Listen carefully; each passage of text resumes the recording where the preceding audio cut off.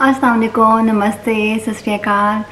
आज मैं आपके साथ अपनी प्रेगनेंसी के आखिरी ट्रिमेस्टर यानी कि तीसरे ट्रिमेस्टर की अपडेट्स लेके हाज़िर हुई हूँ, जिसमें मैं शेयर करूँगी कि बेबी की ग्रोथ है वो भी कितनी हुई है, मेरी कंडीशन कैसी है, मेरे सिम्टम्स क्या हैं और मैं खाने में डाइट में क्या ले रही हूँ और मेरी एक्सरसाइज में क्या चेंजिंग आई है।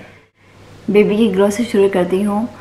मैं इस वक्त वीक नंबर 36 में हूँ और इस टाइम जो बेबी की लेंथ है वो 46 से 48 के बीच में है और जो बेबी का वेट है वो 2.7 kg तक है। एक पॉइंट जिससे मुझे काफ़ी ज़्यादा यानी कह सकते हैं, अभी आप स्माइल मेरे चेहरे पे देख रहे हैं, बहुत इतनी खुशी दी थी वो ये कि बेबी की जो सुनने की एबिलिटी है वो बेटर होती जा रही है। यानी पहले उसने आवाज़ों को सुनना शुरू किया था, अभी जो नेक्स्ट स्टेप है जो यानी बेहतरी का है वो ये कि वो सुनने के साथ वो आवाज़ को पहचानना शुरू हो गई है। इसका मतलब है कि अभी जब मैं बात कर रही हूँ तो उसको पता लग रहा है कि ये नहीं है मामा की आवाज़ है, मामा बात कर रही है ना। इंटरेस्टिंग ये पॉइंट सुनने के बाद इसीलिए मैं इन्हें खुश हुई थी और मैंने और बातें करना शुरू कर दी थी अपने बेबी से, क्योंकि जब मुझे पता लगा कि वो सिर्फ मेरी आवाज़ नहीं सुनती है, वो पहचानती है कि मामा बात कर रही है, तो फिर मैं उससे और कम्युनिकेशन करती हूँ कि ताकि जब वो बाहर आए तो और ज़्यादा वो उसको पहचान हो कि जब मामा बात कर रही है तो ये मेरी मामा जिसकी आवाज़ में सुनती होती थी। बेबी की बहुत से सिस्टम जो है वो डेवलप हो चुके हैं, जैसे कि उसका ब्लड सर्कुलेशन का सिस्टम और उसका इम्यून सिस्टम काफ़ी हद तक डेवलप हो चुका है और इसका मतलब था कि जब वो बाहर आए तो कोई भी इन्फेक्शन वगैरह उसको नहीं लगे। लेकिन अभी भी कुछ फिनिशिंग टच है वो रहते हैं, जैसे कि उसका डाइजेस्टिव सिस्टम है यानी जो हाजमे का सिस्टम है वो फुल डेवलप नहीं हुआ, लेकिन वो बेबी के पैदा होने के बाद जो है काफ़ी अर्से बाद डेवलप होता है। तो अभी जो फिनिशिंग टच है वो रह गए, लेकिन काफ़ी हद तक जो उसकी डेवलपमेंट है बेबी की वो हो चुकी है। नॉर्मल में प्रेगनेंसी के वीक नंबर 36 में जो है आपकी अपॉइंटमेंट होती है डॉक्टर के पास या फिर मिडवाइफ के पास, आप चूज़ कर सकते हैं।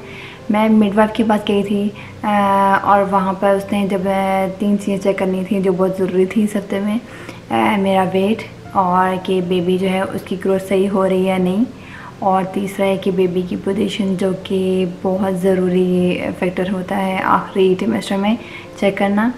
और मेरा वेट जो है सबसे पहले मेरा जो वेट है वो ऊपर नहीं गया और उसकी वजह ये थी कि मुझे डायबिटीज़ है और मैंने काफ़ी हेल्दी खाना खाया है, तो मेरा वेट ऊपर नहीं गया। लेकिन जो बेबी की ग्रोथ है, जब उसने मेजरमेंट्स ली कि बेबी कितना बड़ा हुआ है तो उसको थोड़ा डाउट था कि शायद बेबी की जो ग्रोथ जितनी होनी चाहिए वैसी नहीं हो रही। और जब पोजीशन जो है उसने चेक की बेबी की वो जो उसका सर है वो नीचे आ गया है या नहीं, तो वो सर तो नीचे आ गया था, वो काफ़ी श्योर थी, लेकिन थोड़े से डाउट थे उसको पोजीशन के बारे में भी। तो इन दोनों चीज़ों को लेके जब आपको डाउट हो तो वो आपको भेजते हैं हॉस्पिटल में अल्ट्रासाउंड के लिए, जैसे कि उन्होंने हमें भेजा। फिर हम लोग हॉस्पिटल में गए अल्ट्रासाउंड के लिए, वहाँ पे उसने मेरा हाल पूछा और पूछा कि बेबी आपको अंदर से सही फील होता है। ये बहुत ज़रूरी है कि आपको फील बेबी जो है हर घंटे में आपको इतनी फील होनी चाहिए, अगर फील ना हो तो आपने फ़ौरन जो है इमरजेंसी के लिए डॉक्टर को कॉल करनी कि मुझे बेबी फील नहीं हो रहा, उसकी कोई मूवमेंट्स वगैरह फील नहीं हो रही। तो मैंने बताया बिल्कुल मैं बिल्कुल ठीक हूँ और बेबी मुझे फील होती है अंदर से, और प्लस जो है उसके इवन कि जब किक अंदर से मारती है तो वो काफ़ी स्ट्रॉन्ग होती है पहले की बनस्बत। तो ये डॉक्टर का ये बहुत अच्छा साइन है। फिर जब उसने अल्ट्रासाउंड किया और सारे जो है मेजरमेंट्स लिए बेबी के, और उसके बाद उसने मैंने उससे कहा कि आप पोजीशन भी मुझे बताएं कि बिल्कुल सही है या नहीं, क्योंकि इसमें भी डाउट है। तो उसने पोजीशन भी चेक की और उसने बताया कि जो बेबी की पोजीशन है वो उसमें सबसे ज़रूरी चीज़ है इस टाइम पे आखिरी महीने में कि बेबी का जो सर है वो नीचे हो, और वो नीचे आ चुका है। तो बाकी जो है जैसे मैंने आपसे कहा था कि शुरू में ये फिनिशिंग टच वगैरह रह गया, पोजीशन में भी जो थोड़ा सा चेंजिंग है वो आखिरी हफ्तों में कभी भी सही हो सकती है, वो मसला नहीं है। मेन चीज़ है कि वो उसका सर नीचे आ चुका है और आपका जो दूसरा वर्स्ट केस है जो नहीं होना चाहिए यानी बेबी उल्टा हो, वो नहीं है। तो इस परेशानी से जो है यानी निजात मिल चुकी थी, हम काफ़ी खुश थे और ओके उसकी पोजीशन बिल्कुल ठीक है। और उससे कहा था फिर मैं आपको ग्रोथ के बारे में बताता हूँ। मैंने उसके सारे मेजरमेंट्स लिए हैं और बेबी की ग्रोथ बिल्कुल सही जा रही है। पहले जो मेजरमेंट्स ली थी शायद इसमें थोड़ी गलती आ गई थी, तो इससे ये थोड़ा डाउट हो गया था कि बेबी की ग्रोथ सही नहीं हो रही, लेकिन लकीली बेबी ग्रोथ भी बिल्कुल ठीक है और पोजीशन जो है वो बिल्कुल सही है जैसे होनी चाहिए। ये सुनने के बाद हमें थोड़ा ये सुख का सांस लिया और हम फिर से इतनी खुश हो गए, क्योंकि इस अपॉइंटमेंट से पहले भी हम काफ़ी खुश थे कि इन टाइम करीब आ रहा है, लेकिन जब उसकी ग्रोथ और पोजीशन के बारे में थोड़ा डाउट हुआ तो ऑफ कोर्स वो अच्छा साइन नहीं था। लेकिन होपफुली भी सब सही है। तो बेबी की ग्रोथ जो है वो बिल्कुल सही जा रही है और उसकी पोजीशन बिल्कुल ठीक है जैसी होनी चाहिए। अभी मैं शेयर करूँगी कि मेरी कंडीशन, मेरे सिंड्रोम क्या है इस आखिरी ट्रिमेस्टर में। उसमें सबसे पहले मैं बताऊँगी पेल्विक पेन के बारे में। ये पेन जो है वो काफ़ी ज़्यादा भी होती है और आपको नॉर्मल भी हो सकती है। मुझे पिछली 2 प्रेगनेंसीज में ये बहुत ज़्यादा थी। इसका मतलब कि मुझे एक्सरसाइज करने में बहुत मुश्किल पेश आती थी कि मैं ऐसी, मुझे चूज़ करना पड़ता था कि कौन सी एक्सरसाइज करूं जिससे मुझे दर्द नहीं हो, क्योंकि दर्द आपको नहीं होना चाहिए। लेकिन इस तीसरी दफ़ा, यानी मेरे तीसरे बेबी की दफ़ा ये है कि लकीली मेरी जो पेल्विक पेन है वो काफ़ी बेहतर थी और मैंने बहुत ज़्यादा एक्सरसाइज की है इसका, यानी फुल फ़ायदा उठाया, एक्सरसाइज बहुत की है मैंने। लेकिन तीसरे ट्रिमेस्टर में ये पेन आपको थोड़ी ज़्यादा होती है। तो मुझे ये कि इस तरह यानी सारा टाइम नहीं होती, लेकिन जिस समय अगर बैठी हूँ, बैठ के मैं अगर उठूँ तो तब मुझे थोड़ी सी पेन फील होती है, या मैं अगर सो के उठूँ तो तब भी मुझे यानी पेन होती है। लेकिन आम टाइम में अगर मैं वॉकिंग कर रही हूँ, चल रही हूँ, काम कर रही हूँ तो मुझे इतनी मुश्किल पेश नहीं आती। लेकिन ये जो पेन है ये तीसरे ट्रिमेस्टर में बहुत नॉर्मल है कि यानी ज़्यादातर औरतों को हो, क्योंकि आपका बेबी जो है वो और नीचे जो है पेल्विक की तरफ जाता है और डीप जो है नीचे जाता है, जिसकी वजह से जो है आपके चलने में आपको बहुत मुश्किल पेश आएगी।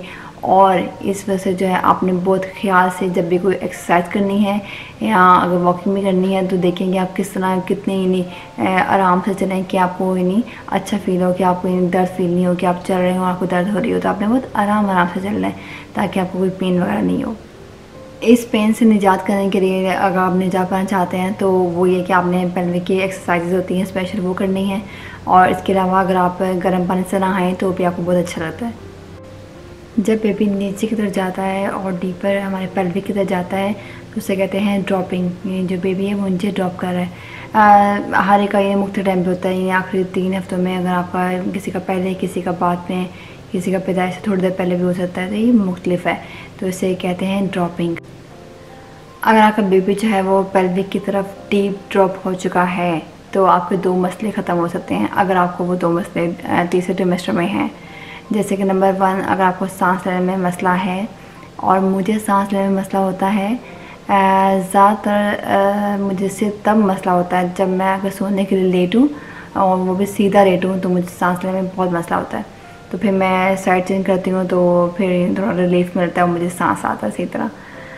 और दूसरा मसला, अगर आप खाना खाने के बाद आपको फील हो कि आपके मैदे में जलन हो रही है, तेज़ाबियत हो रही है, तो वो मसला भी अगर आपका बेबी जो है इन्हीं ड्रॉप कर गया पेल्विक की तरफ डीप, तो आप कहते हैं ये दोनों मसाइल आपके ख़त्म हो जाएंगे। इसका मतलब है कि मेरा बेबी का जो हेड है वो डाउन नीचे है, लेकिन वो फुल डीपर जो है पेल्विक की तरफ ड्रॉप नहीं हुआ, इसलिए मुझे सांस लेने में मसला होता है। और मुझे जो है कभी कभी नहीं, हमेशा नहीं, कभी कभी मुझे मैदे में थोड़ी जलन भी फील होती है। मैदे में जो जलन है उसका जो फैक्टर है, उसके अगर नुकसान है कि आप कहते हैं खाना खाने के बाद कोई जलन हो रही है, तो उसका जो एक अच्छा पॉजिटिव पॉइंट देखें वो ये है कि यानी आपको वो ज़्यादा खाने से रुकेगा, क्योंकि ऑफकोर्स अगर आप ज़्यादा खाएंगे या अनहेल्दी खाएंगे तो आपका वेट और ज़्यादा बढ़ जाएगा। वो ऑफकोर्स ही नहीं, ना आपके लिए अच्छा है ना आपके बेबी के लिए अच्छा है। तो अगर मैदे में जलन हो रही है तो बस कोशिश करें कि जितना हो सके कम से कम खाएं, और यानी थोड़े कम पोर्शन में खा लें और थोड़ी देर बाद फिर से खा लें।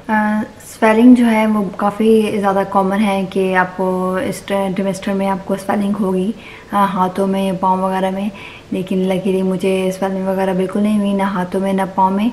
लेकिन अगर हो तो जितना हो सके आप बस पानी बहुत सा पिएँ, जितना पानी पिएंगे सिर्फ स्वेलिंग नहीं, और भी बहुत से जो मसाइल आपके वो ज़िंदगी में नहीं ख़त्म होंगे। मैं जो हूँ अभी तीसरे ट्रिमेस्टर में बहुत ज़्यादा थका हुआ फील करती हूँ, और ये काफ़ी नॉर्मल है क्योंकि बेबी का वेट ज़्यादा तो जा रहा है, और इसका मतलब है कि जितना उसका वेट है यानी 2.7 kg अगर उसका वेट है तो मैं वो वेट लेके सारा टाइम जितने भी काम कर रही हूँ सब कुछ मैं उस वेट को उठा के कर रही हूँ, तो इसलिए काफ़ी थका हुआ फील करती हूँ। लेकिन स्टिल मैं कोशिश करती हूँ जितना हो सके मैं एक्टिव रहूँ, ये बहुत ज़रूरी है कि हम लोग सारी प्रेगनेंसी में पूरी प्रेगनेंसी में बेसिकली यानी कि सिर्फ पहले में, दूसरे में या तीसरे ट्रिमेस्टर में कोशिश करें कि पूरी प्रेगनेंसी में जितना हो सके आप एक्टिव रहें।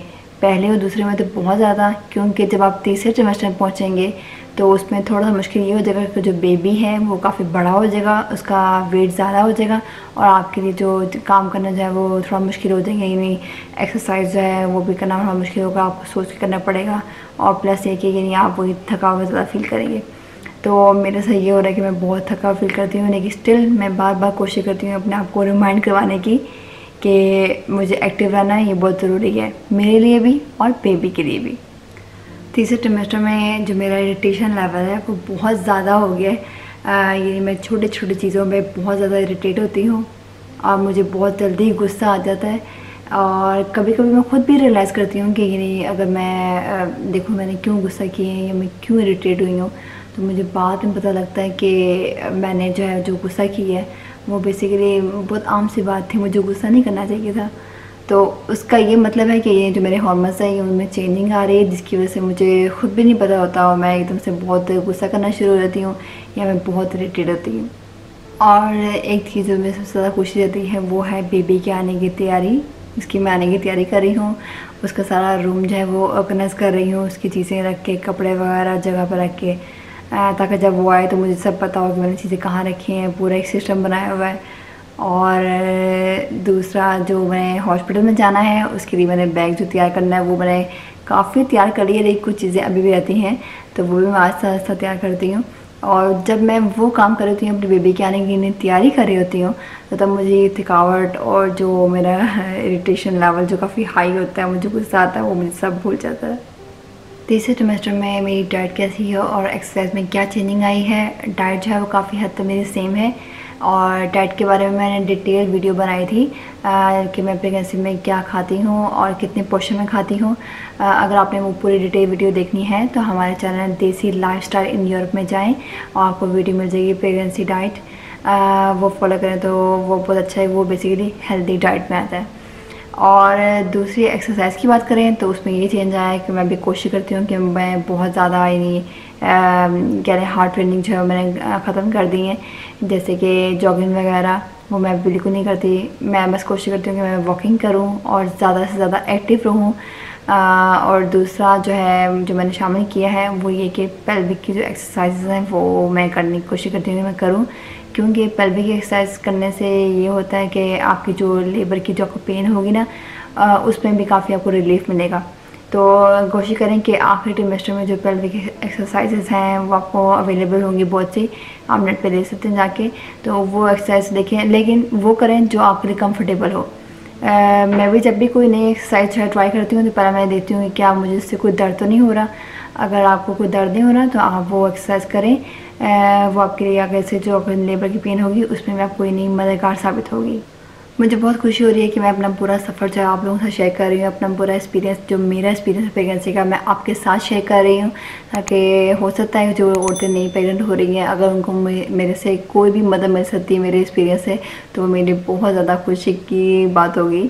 और अल्लाह जो है सब प्रेगनेंट औरतों को उनके लिए बेतस्मा पैदा करे और उनका जो टाइम है वो खैरियत से गुजर जाए, आमीन।